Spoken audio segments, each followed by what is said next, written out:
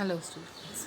In the last module we learned about the grid system of Earth, latitudes and longitudes. Today let us learn about motions of Earth. So let's learn about motions of Earth. There are two primary motions, rotation and revolution, both in one chapter, motions of Earth. So if we do both of them, it's going to be very much a lot. Okay, so we have divided this into two parts, rotation and revolution.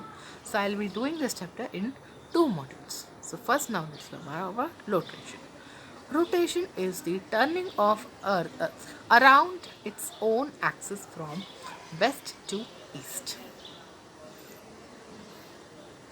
Axis. The axis is an imaginary line passing through the center of the Earth on which the Earth rotates. Now, what are characteristics of our axis? The North Pole and South Pole are the tips of the axis, as we all know. The Earth takes 24 hours to spin from west to east around its own axis, which is a day. The axis is not vertical but 23 and a half degrees 23 and a half degrees tilted on a vertical plane and 66 and a half degrees on a horizontal plane, as we can see on the screen. It always points the pole star even during revolution around the sun.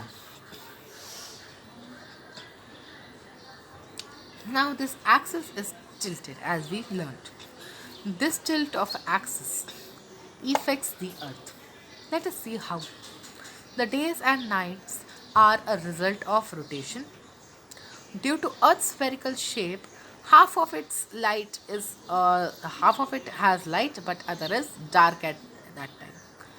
But days and nights are different length at different places at different times of years. Why does that happen?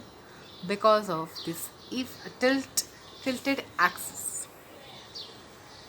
Why does this variation in day and light happen?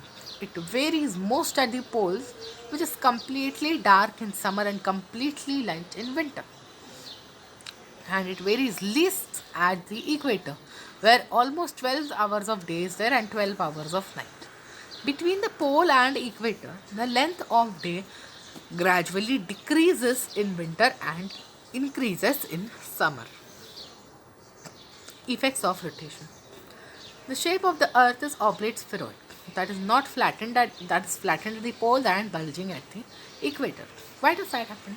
The Earth is always rotating, and when it's rotating, there is a centrifugal force caused, due to which the surface is pushed out and therefore it becomes flattened at poles, bulging at the equator. The Earth rotates from west to east. Therefore, it seems to us that sun is moving from east to west. The day-night circle is caused due to the rotation of Earth, and this rhythm affects the light, heat, humidity and wind movement of place. The movement of winds and ocean currents take place due to the Coriolis effects, that is a result of rotation. Okay, the objects in north hemisphere will deflect to right and objects in southern hemisphere will deflect towards the left. This is the Coriolis effect.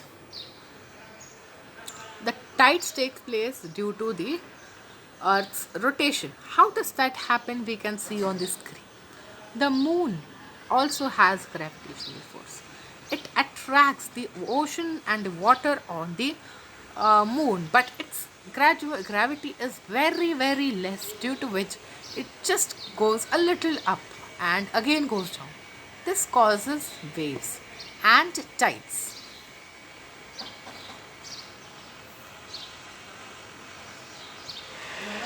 Twilight. The transition between day and night is called as the twilight. The sun is below the horizon between dawn and sunrise and dusk and sunset, when the light is visible due to sunlight scattering of the atmosphere. Dawn. Dawn is before the sunrise, and here at this time the sun is before this is before top of the sun reaches the horizon, that is 66 to 18 degrees below the horizon the sun is. And the next is when dusk, it's after the sunset, after the sun top reaches the horizon, which is about 16 degrees to 18 degrees below the horizon. When the sun goes, dusk takes place. So with this we have completed half of this chapter. We have completed rotation. In the next module we will be learning about revolution. Thank you.